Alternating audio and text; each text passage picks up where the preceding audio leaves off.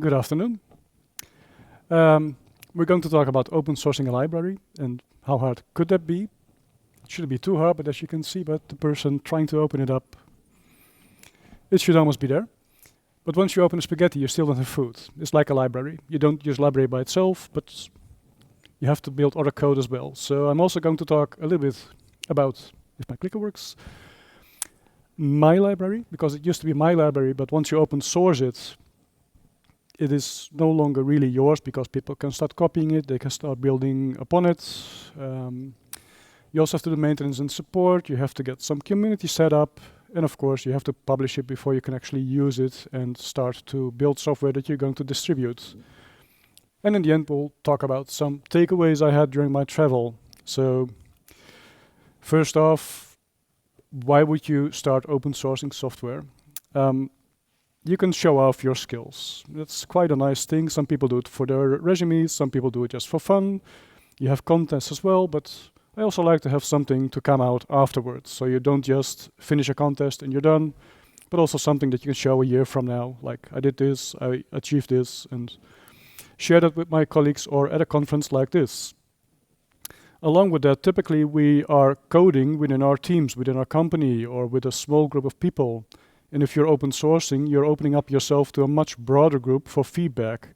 So you're no longer in your small bubble, but actually extending out. And that's also the second point. You're collaborating with other developers that might have interesting things for you to know. That's also why I'm visiting conferences, so you can see people try out new things. And when people are live coding, actually learn from that or try something out myself afterwards. If you don't go to conferences or you just want to see a lot more extra stuff, then you can check out open source. That's one of the main benefits I think that you can get from it. But another nice thing, and I'm actually using this in our office as well, is that you can inspire others and show them how to do certain things as an example. I will be covering, for example, Open Rewrite as well, and one of my colleagues had a question about how to migrate to Java 21 because it looked quite difficult. And I could actually just show him an example, like I did this and that's what you get out of it, just by sharing my open source project with him. But as you can guess, there are not just upsides, there's also downsides. Some of you may have heard that there was an issue about 1.5 months ago, that there was a security compromise with the XZ malware within Linux, which fortunately was caught. What happened was you had one person open source project, someone tried to become a co-owner, and after about 1.5 years, he started injecting malicious code in there and tried to push it towards Red Hat, for example, in Linux. Because he was caught, it didn't become a big issue, but it can become a challenge. So that's why it's good to have multiple people and have trusted sources within open source as well. However, I'm working at ING, that's a bank. Most of you will probably know it from either Germany, Poland, Netherlands, etc. We're in almost all of Europe. But once in a while, I try to push myself a little bit onwards. So I don't want to do something that's completely not doable, but I will pick something that's doable within like 3-4 months or half a year as a challenge to myself to improve my skills in whatever direction I want to. And this was one of the things I would like to do, release a open source library. Because I have been using open source for like 25 years now, maybe even longer. And I'm always feeling guilty because you're using it and you're not actually paying back for it. So you can pay back by asking for requests, you can pay back by writing code. And I only did the first part. I never submitted code. We do that internally, of course, within a company. If you have a large company, you have inner source, you can help out. But for me, that was just it. I didn't go to Spring or to JUnit to add to the code there, but we do use it every day and it's quite beneficial for us. So I somewhat feel bad about it, and when I had a chance to open source, I thought, that might be a good thing to do. However, what I have seen lately as well is that many YouTubers and influencers are telling people you should do open source because then you can put it in your resume. Please don't use that as the reason. Try to commit to whatever you do, especially if you build a library, because it's for a longer period. If you just open source your own code, that's easy. You just upload it to GitHub and you don't care about it anymore. But a library is not standalone. It's used by other software. So if you stop supporting it, then the person who is using it, they're at a loss. So I didn't write the new JUnit. But I did write a save game library because it's complex to do, and I will explain soon why. To read save game file from quite an old game that's recently been rebuilt 3 years ago. The game itself is like 24, 25 years old by now. I am wondering, can I see some hands who knows what this game is? Wow, that's nice. There's the 4th edition out now. I will mention the game name soon. But what I actually did is, by reading the information, I could print information on screen for both myself. I'm also speedrunning this game sometimes, and then when you're streaming, you can actually show the information for the viewers as well. So we have a collecting of items. It's an action RPG where the goal is to collect better items, make your character better, but also because all those items are there, you can make a checklist that you have had all of them. On the left side, you can see the character stats, which is the timestamp in the top. I think so. That's one of the challenges I had. It's updated every 5 minutes. I can't read memory because it's an online game, and if they notice you read memory, they will think you're cheating and they will start to ban you, so you lose access to your game, which is quite not fun because you have to buy another one and hope they don't ban that one. It's only updating every 5 minutes, or when you identify an item, or when you quit. But yeah, you want to play, so you don't quit. That's why I also added the time at the bottom to give people an update. Okay, this is now 3-4 minutes old, and after 5 minutes it's refreshing. So the game itself is Diablo 2. Diablo 4 has been out already, and if you look at the, people playing the game, there are currently still more people playing Diablo 2 than Diablo 4, and even Diablo 3. So they did something well. As you can see here, I thought I should put Diablo in. He's not the final boss, but he does drop items, and those items you identify, and then you can make your character better. Or if you're unlucky, you have to do it again, and that's... The game itself can last quite long, so it can be quite interesting. It's like a gambling machine. You do get a bit of gacha that's like, this is a benefit, I will improve myself, and that gives people a rush. So that's one of the main things within the game that's really helping you out. So the challenges I had are not just in code, but also in the game itself, because it's a very, even if it's quite old, it's a very complex game with many layers. The thing you can see here, I have a lot of items on my character, and they have bonuses on it. So initially I just wanted to make the list on the left and just read some stats and I'm done. But when I did that, I figured out like, that's annoying because I don't see everything that is added. So for example, the one that you see there, the bonus, there's a max bonus added. So you have to keep that in mind. So if you look at the fire bonus, which is quite dark red, unfortunately, I do hope it's readable, that can go up to 95%. It can't go up to 100, so I actually had to calculate it in how I'm going to display that. And anyone using my library will no longer have to worry about these kind of things. There's many bonuses like this combined, even in stats. If you see in the left as well on the character screen, there's blue markings. That means also item bonuses as well. So if you don't read them, there's also JavaScript libraries that do this. They don't. And yeah, you do miss out on the statistics at that point because you can get a lot of big bonuses like that. And they have another fun thing that you can actually put your name on your item. But because the data is stored within a C-style struct, their sentences or strings are 0 terminated, except when you use the maximum length. So I had to actually build a character, level it up. That's why it's called long as possible. You can have 15 characters. If you try to read the 0 byte there, the rest of your file reading will be corrupted. So these are the things you would run into if you start to puzzle with this. I thought it would be like, well, maybe a weekend of work, and in the end I would spend like 3-4 days to get everything up and running and figured out. So that's the game challenges that I ran into. And you can actually see on the left side, the Vitality Energy doesn't have a bonus, but the Strength and Dexterity do. And my idea was to give people, well, Java, I know Java well, we can do a lot of fast stuff with Java, to give them a nice library to build some stuff up. Because other than the game itself, I was also struggling with, if I'm going to open source, which part should I open source? Am I going to open source all? Am I going to open source translations, for example, or leave that up to the people using the library and just give them an instruction how to do it? But there's also the issue of which license are you going to use? because there's so many open source licenses and they have the different types of restrictions. So I also had to figure that out. So it wasn't just building the code, it was also trying to research what am I going to do when I release this? Because I did plan to actually put it on a central repository. I will let you know which one later on. And then have people actually use it. So that's this part. That's also quite a struggle because now in the old times we would just have Maven Central. That was easy. Like 10 years ago, you wouldn't care. I just go Maven Central. But nowadays there's many other options as well. But along with that, you have the Java stuff. Because if you look at C code and C++ code, that's compiled with the big endian, or the little endian, and Java reads it in big endian, which results in bytes being the other way around. And even worse, they aren't really bytes. So when I have to read 5 bits, the next bits are in the same byte. They're all compacted. So if you mess up the order, you will get completely different numbers and everything will explode on you. That was quite interesting to debug. I had to write some extra utility code to debug that, which if I have time left, I can actually show.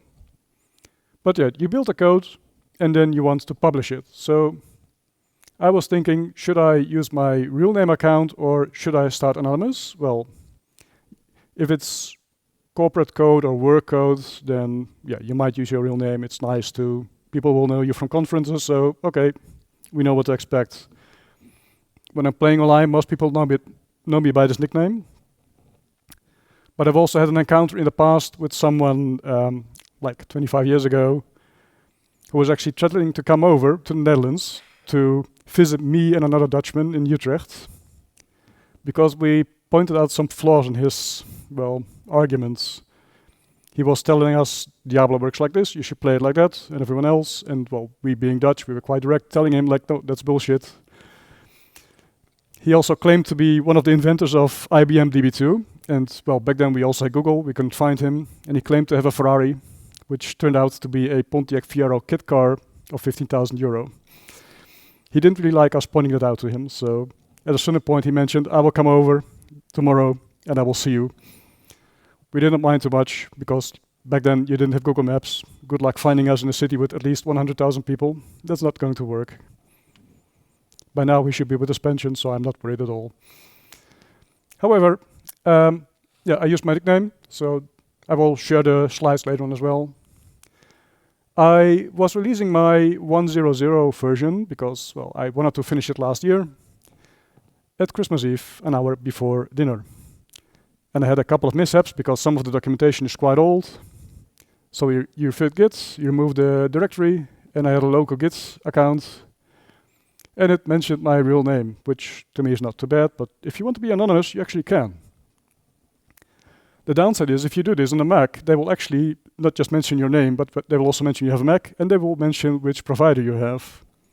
Still not an issue for me, but if you do want to be anonymous, keep this in mind.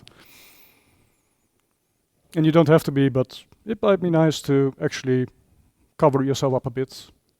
So what's also quite a struggle was like, how am I going to do maintenance? Because this is a game that's so old, there's almost no updates anymore. There will be an update soon again, so I don't have to update the save game structure, but if I have to do, or someone wants to help, it's interesting to have someone help you and know what's going on. So I don't want to tell people like, hey, just read the code, good luck with it, because as you can imagine, I already explained there's a lot of challenges in it. I looked at it for about a week, and then you know everything. But someone who wants to contribute, you don't want them to do the same thing. So you have to actually write good documentation. You have to write good Java doc. And when the latest Java versions, it's quite easy and, well, useful to actually use Java doc. You can search quite quickly with it, with the drop-down menu, with autocompletes, etc., and you have full information. It also allowed me to practice a bit on my technical writing, because that's, well, let's be honest, we're developers, we don't do that too often. And I added example code, because that's what when I'm using someone else's library, including our own internal libraries, that's what I'm also always missing. The example code is always outdated, or it's not complete. And when you're checking it out, it's like test code. You're going to see what it's doing and what it's adding for you. So typically when I read a new project, I would check out the test code, like, hey, how can I use this library actually? And to also cover people onboarding, I picked one of my pet peeves, which is mark down any decision as a record. I will show you an example later on, or I can do that actually now, if I can switch my screen. I do hope it works. Where is my code? I can actually use my browser for this. Yeah. So for several decisions I made, I wrote a small benefit and decision part. So don't overdo this if you try to do this within your own product, but I do think it's helpful for new people looking at your code. That can also be new team members coming up. They can read why you made a decision, maybe a year ago, half a year ago, and why, what the alternatives were. So if you do want to have another discussion on it, like, hey, we have a new insight, you can use the outcomes here, and your discussions and your meetings, as Brian just mentioned, will be quite shorter because you already have the discussion here, and you can build upon this. Which one is this? The Java module system. I also decided to remove Lombok, explain why, benefits. I decided to minimize my external dependencies. The only one I have now at the moment is Left4j. All the other ones is all plain Java. I decided to use the latest Java version, which for me now is 21. I could have gone for 22, but it's a library. If it was normal code, my normal projects that I build, they are built with Java 21 or 23 EA. So I know what's coming up. I know what I have to do to pick up the next version. But if someone's using your library, you're actually forcing them to use your Java version because your bytecode is built with that version. So I decided to go for the latest LTS. Also because 21 had a lot of nice features, so it was like, okay, let's do this. I started out when 17 was out. So I actually had to migrate at a certain point as well, and that's what I used Open Rewrite for, which I will show later on. Let's see if I can get my presentation back. Yes. There we are. So that's also quite useful in your own product. If you get a new colleague coming in, do consider small argumentation why you made a decision. There's also, of course, maintenance. Because it's a library, maybe you won't look at it for half a year. Like I mentioned, the game doesn't almost get any updates anymore. So if I don't look at it for a year, there will be some Maven dependencies that are outdated if I have them. So in my case, it's typically Left4j, which has had some issues in the past. And the test library, which is a little bit less scary because I'm not sharing the test jar, so that part is fine. So to actually run this, I just used the Maven versions plugin, and I did use the display initially because it doesn't have any difference between beta releases. So for example, as Left4j, it will say at a certain point, I think at the moment even, it does say, I have an alpha for you, but I don't want to ship with an alpha. I want to ship with the release version. So I let it report what's available and then decide to pick the right version. You can do it automatically with the update properties, but then you do get the alpha versions included as well. So be a bit careful with that. You can also do this in your own project, just locally. I think this is a great thing to do with Maven. Gradle has a identical version, but I didn't build my project with Gradle, unfortunately. So I mentioned Open Rewrite already. There's been several talks here. I think Tim was here yesterday as well, explaining what the benefits are of Open Rewrite. And I think it's a wonderful tool, and it's also open source, and they do accept contributions for their adjustments. So what did I use it for within my library? It was also to migrate Java 17 to 21. And Tim actually mentioned to me, like, hey, I have one nice feature, and that's the get first, get last on collections. And I told him, yes, I know, I also use that. Because that's one of the nice things. It also allows you to see what's available in the new Java versions. So you can just let it make a new branch, update it with the 17 to 21 or 11 to 21, and it will actually show what's new in Java at that point. So you also learn from that again, simply by an open source project. One of the small mistakes I made was using com GitHub instead of IO GitHub, so I had to fix that. Then you can use replace in all files, but that's a bit scary. So for that, I also used Open Rewrite, and within a couple of seconds, it was done. And I must say, Tim also showed it yesterday, in the latest IntelliJ, also the free version, you do have Open Rewrite support. So you can just open the YAML and click a button, and it's done for you. It's that easy. And once I decided on the license, I actually had to include the headers. And if you have like 12, 13 files. It's not too much, but again, it's a lot of work and boring work. So you can just use Open Rewrite, easy. And along with that, remove unused imports is what I included, but I'm not using it because I have it enabled in IntelliJ. But if someone is committing code and there's a merge request or a pull request, I can run the Open Rewrite on it, so you will align all the code for your product. This is something you can also do within the office. If you have your own team product and you have maybe someone on Windows, someone on Mac, you can align the output of code using Open Rewrite without having to actually do a lot of work for you. So if you haven't checked out Open Rewrite, please do. Along with that, and I'm almost at the publishing part now, because this is the last bit that's, well, for me was like, hey, maintenance is coming up. You have to do some community building, because if you build a library and no one uses it, then yeah, it's just for yourself. Then you could have just built a software tool that you open sourced on GitHub and that's it. However, you have two types of users. You have the ones that are direct users, those people who build Java code with your library, importing your jar, and you have the actual end users who, for example, would see the displays. So the developers, you take away their concerns, the complexity. It's a facade, a layer on top of what you need to do. You give them a quite simple interface. I've built everything with records and all read-only, which was quite interesting because many of the developers came to me and told me like, hey, why don't you make this something to write those save game files? Because we use this to test new things out and new items out. We create them with a plugin, but we can't write the files properly. So I'm still considering that, but for me, it was also easier to do read-only, and also a nice, interesting feature to try out the records, and how would I update those records? So I use builders within those records, because if you have an item, I think my item has like 42 fields. You don't want to create one with a constructor like that. So that's why I used a builder there, a builder pattern. Initially, I used Lombok for that, but yeah, when I removed Lombok, it was, well, 1 hour of a lot of copy-pasting work, and now it's done, and I'm not touching it anymore. The application users, however, they're like, yeah, but I'm putting this on my stream, and it has to look good. So what can I do? So all my output that I'm generating now, I was playing with time leave at a certain point, but I'm now just giving them HTML with some replaceable mapping. And I've built that with GraalVM as well for super speed. It's including executables on Windows. So there's competing JavaScript options, which are less accurate than my solution. And they are like 150 megabytes in size when you download it. My executable is 50 megabytes, 25 megabytes zipped. And if you actually run it, it uses next to no CPU. And it starts with 50 megabyte memory in use, compared to hundreds of megabytes with the JavaScript solution, because you get all the other JavaScript stuff in. That's one of the nice things about GraalVM as well. So that was another thing for me to experience.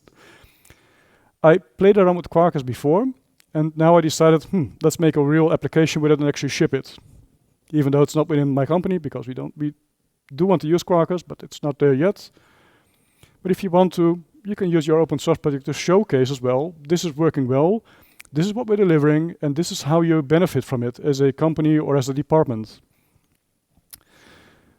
But then I was done. I had an executable. I wanted to release my my jar, my library, and I was thinking I could go Maven Central, but why would I? Let's first start around. So I was talking to some students like, what are you using nowadays? Because for me, it was Maven Central. I didn't really look around. Yeah, I know GitHub had some stuff. I was wondering like, hey, what is easy to use? And they mentioned to me, you should use Jetpack. It's so easy. We use it at school. We use it at university. You just upload and it's done, which is great. However, there's a challenge.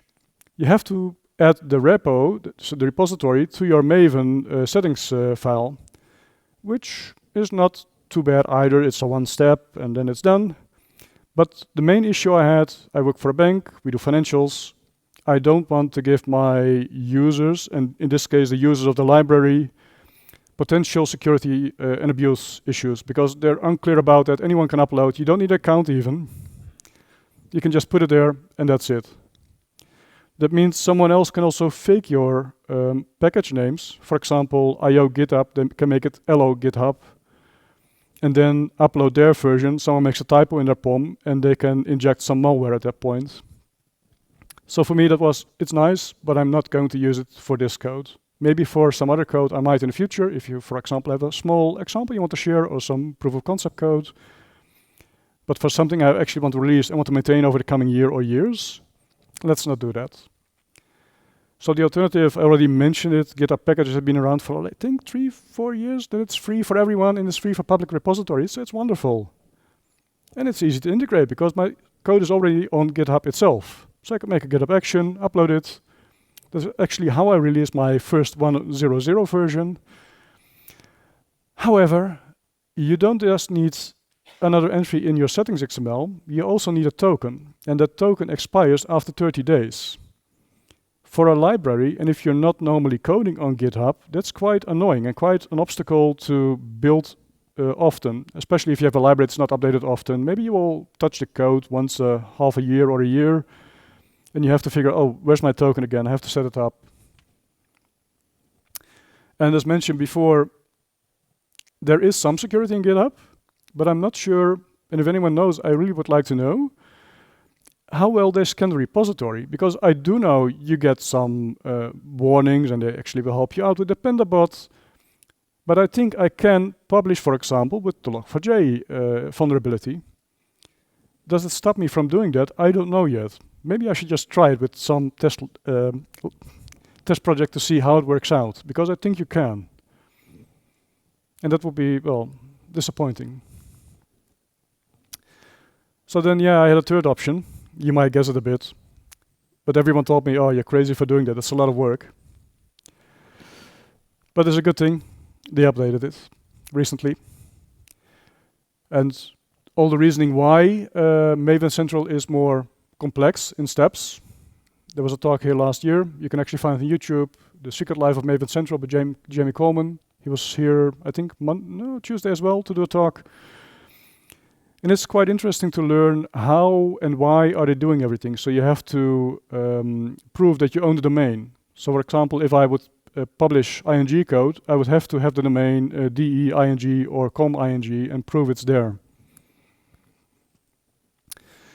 And the old portal that they had, so the Maven Central everyone knew from like years ago, that closed down 2 months ago.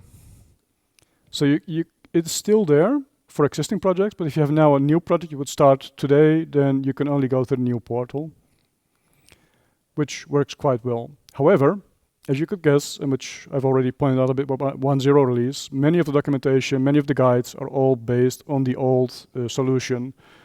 And it's not just for Maven Central. I also ran into Git issues because Git secured their login. So that's also why my 1.0.0 failed, and I had to retry it a couple of times. Okay, this one is working, so I'm now publishing with an SSH key on my private PC, so I can't actually publish on this laptop unless I start copying the SSH key as well, or allow my laptop to push.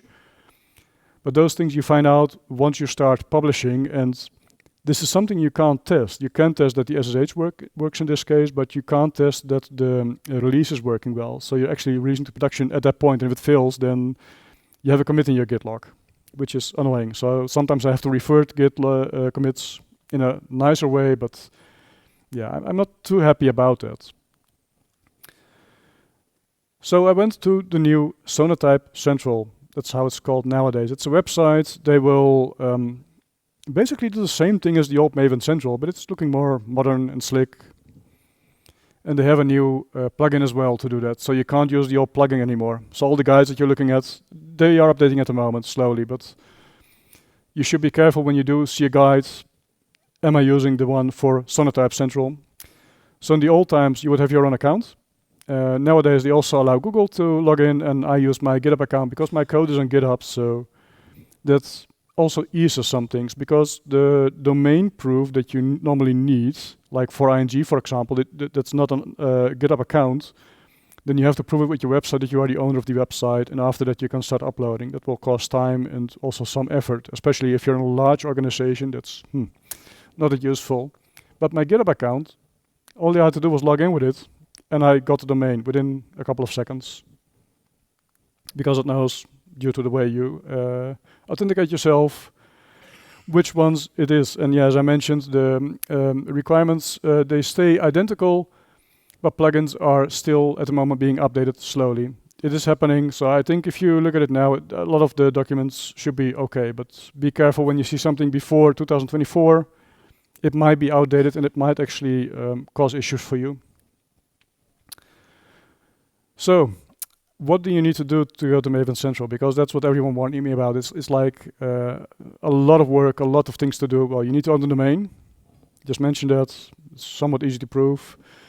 But you also need to supply all these files. So the other publishing methods I mentioned, they don't have this. JPEG, you can just upload the jar file and it's done. You can cheat the Java doc a bit. They just need a file, and I think if you just add one simple Java doc, it will be okay. That's too bad. I would expect them to have it a bit higher, but yeah, I understand why they do that, because sometimes you don't want to Java doc everything, or what's the right percentage, etc. You also have to include your sources, which is good.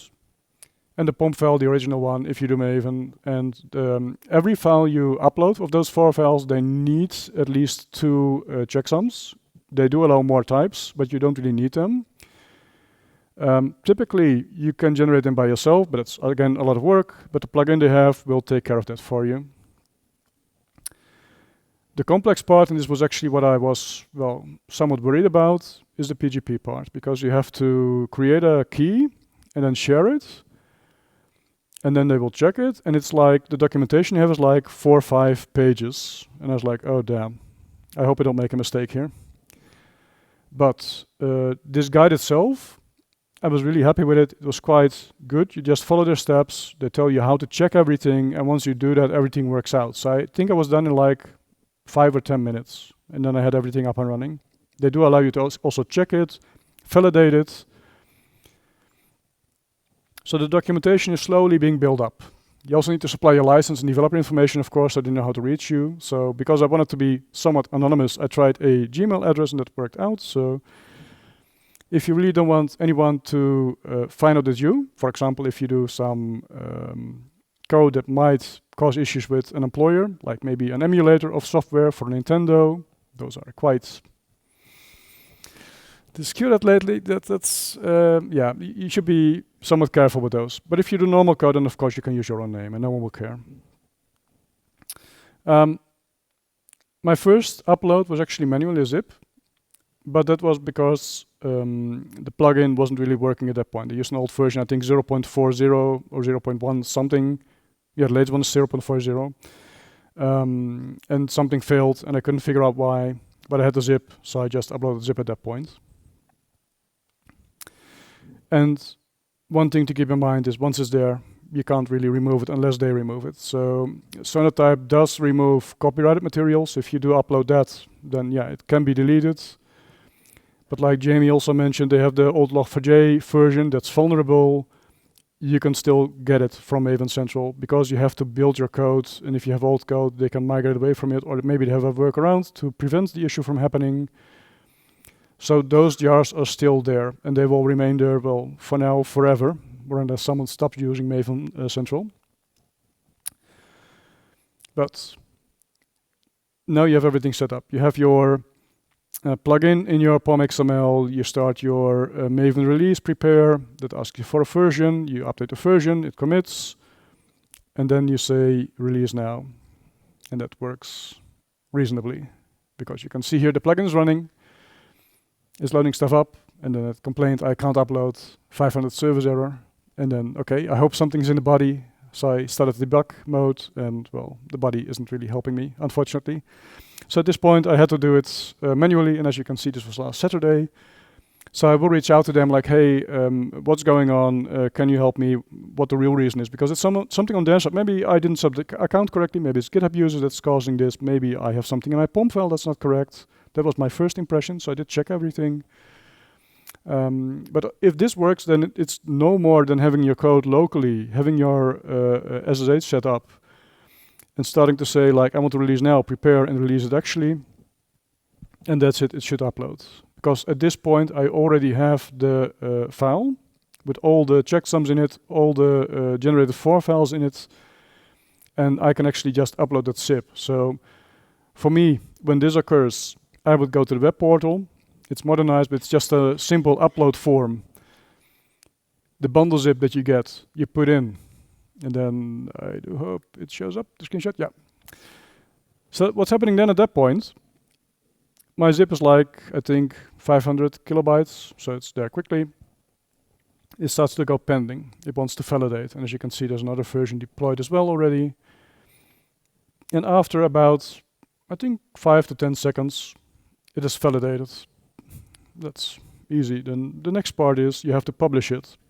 So the plugin tool for you will do this automatically. You don't have to do anything at that point. If there's no error, it will continue. But in this case, I have to actually push the buttons myself. So then you publish it. That does take a little bit longer. I have seen it go from about 2 minutes to about 5 minutes, and then after a certain point, it's there.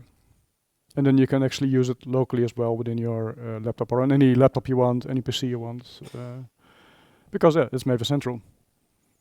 So I was quite happy. This is quite rewarding if you build the software and you're puzzling like, oh, this is breaking, that's breaking, and then finally it's there, all done. So people did warn me, don't do this, it's crazy, it's a lot of work.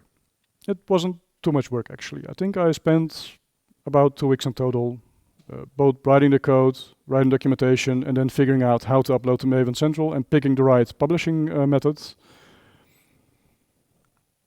And once you use the right libraries and the right documentation, it's not that hard. You just follow the documentation and that's it. So the main challenge is, as I pushed, it's writing the code itself. At least it was for me. But of course, if you have a simple library, it's a lot easier. But in this case, I really had to figure out how is everything stored in the game files and how am I going to use it, which is also quite a nice puzzle to do if you want to code outside your work environments. And as I mentioned, there's a lot of old information. So anything before 2024 or maybe March 2024, ignore it. And afterwards, if it's available, then start using it. Same with the plugin. Like I mentioned, it's now 0.40, so it's not a 1.0 yet. But they're getting there, and it's getting better and better over time.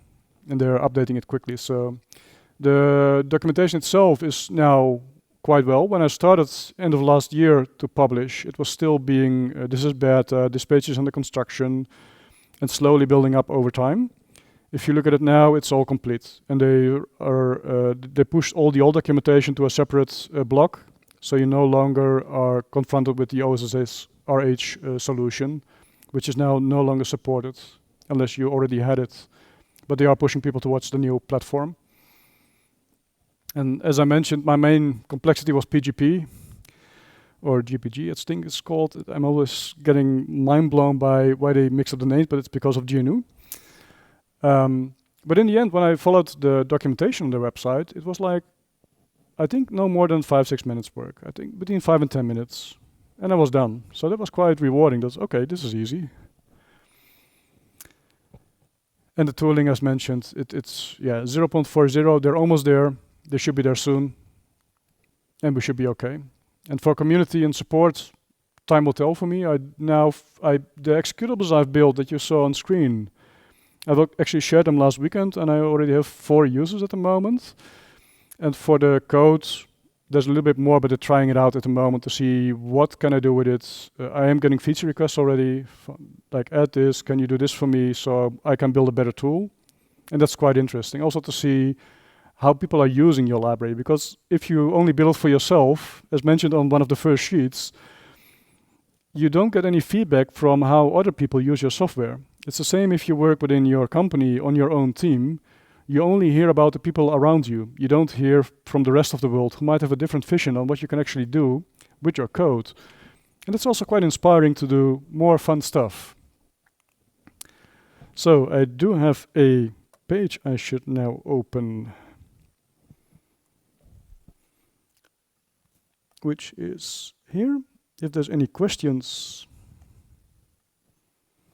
you can raise your hand or use Slido, so whatever you like.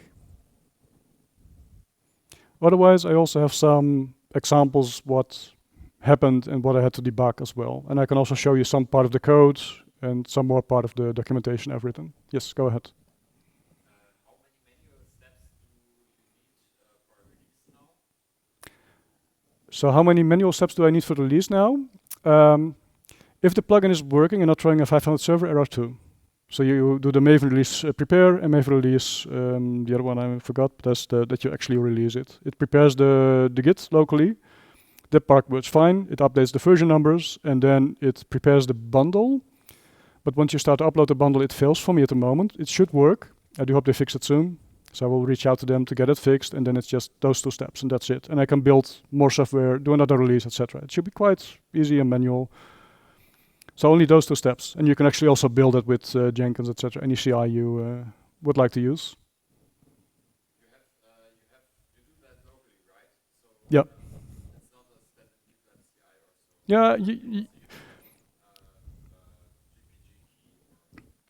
Yeah, that's the thing. So at the moment I do it locally because it's a private project. So, but I can use my own Jenkins or other CI setup and run it there. But then you do need, of course, an SSH keys to add to GitHub itself for the upload, and that's it. Then you just do the same calls, and it will go automatically. You can do the release plugin with some parameters that things are filled in automatically based on a file. So that should work out. I haven't tried it yet. So one of the questions is which license did you use and why? That's a funny one. I am using GPL2, which is like ancient. And the reason why is that there's another Java program built in Java originally 1.4, because that was the thing then. They tried to update it over time to Java 8. And that's used to save items locally, so people could mule the items to their file system. But the code is very outdated and it doesn't work well anymore. And I figured when I'm running into some issues reading certain item parts, I can actually look at that code and use some of that code. So that I mentioned the character name in the file. Those are Huffman encoded, and I wasn't sure if I used the right Huffman encoding because not all characters are supported because it's an old game and they didn't do any official special characters yet.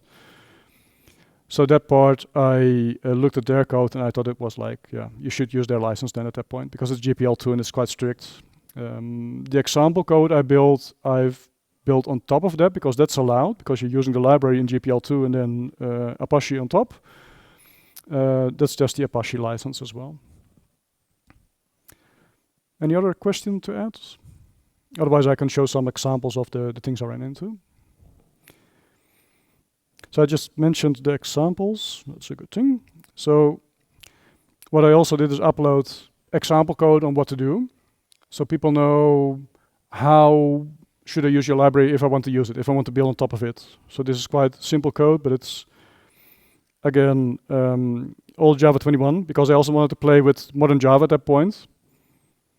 And as you can see, I'm also using the module system, which was a bit interesting because I had to fix this. I thought, well, I can just import the libraries and I'm done. But as it turns out, if you generate a model on a REST endpoint based on Jackson, then you have to also export the model to Jackson itself. So that's something you learn when you do this. That's the So I built quite simple code. You have the rewards running up. So one of the quests in the game allows you to add sockets, which is a benefit if you have those in an item, but you only get 3 per character. So it's interesting if you have multiple characters to share those items along, if you want more items to open up, if you only play with your local files. So this allows you to make a list. It walks by all the files that you have and filters out per difficulty which character still has this quest available, which is 1 bit somewhere set, and you have to find the right bit, combine that, and then you can make the report. I also added this one, the list sets, for people to see how you can actually filter items, but also to explain how to do the translations, because in the resource, including a copyright notice that it's not mine, and if you use it, be careful. Or ask for permission. These are files that are coming from the games itself, so you can copy those, and as you can see, all the languages are supported here. I decided to move this, and that's actually one of my decisions I recorded as well, to move this outside the library, because then the library will be too big. If you don't need this, then why would I offer it as a library? So those choices are also interesting to decide at that point. So if someone would come by of half a year from now, like, hey, why don't you add this to the library?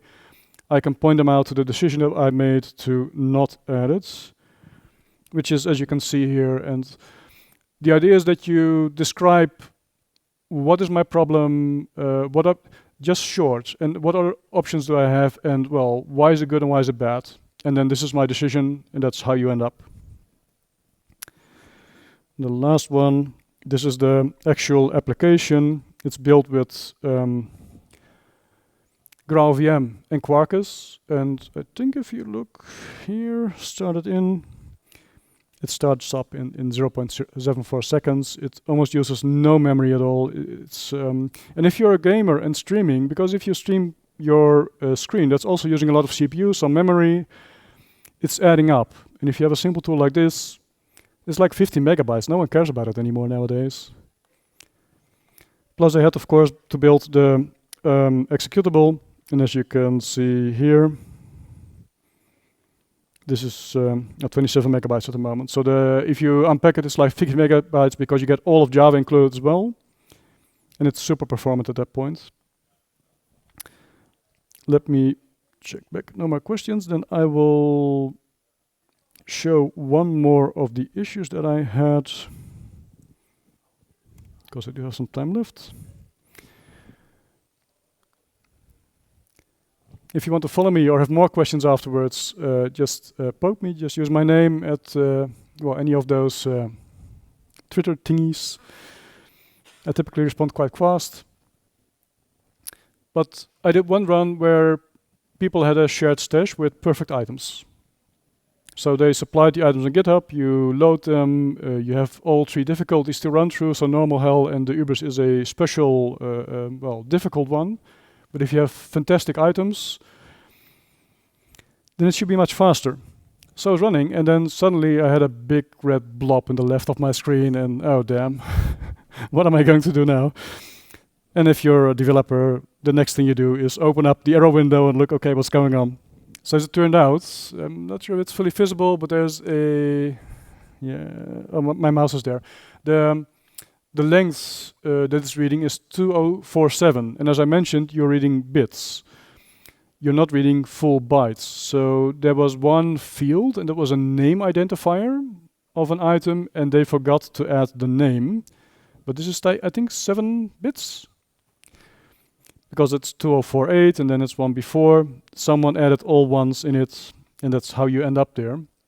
But yeah, then you have to check out what's going on. This is my... So you can see here, this item is blue on top. It's called Ground Charm. But the way it should be named is like this. So for the game itself, it could handle it. But in the end, it broke down like this. So these are the kind of challenges you have when you build a complex library like this. And this helped me to actually fix it quite fast. But I had to build some tooling around this. I just heard I'm almost out of time, so if you have any questions left, just reach out on Twitter or use my email, which is not on here. Okay, just use Twitter. And thank you for your time.